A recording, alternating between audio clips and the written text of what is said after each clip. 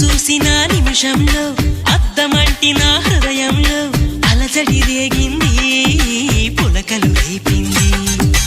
ఎంత చెప్పినా వినకుండా ఏరులాగా నా మనసంతా గలగల పారింది.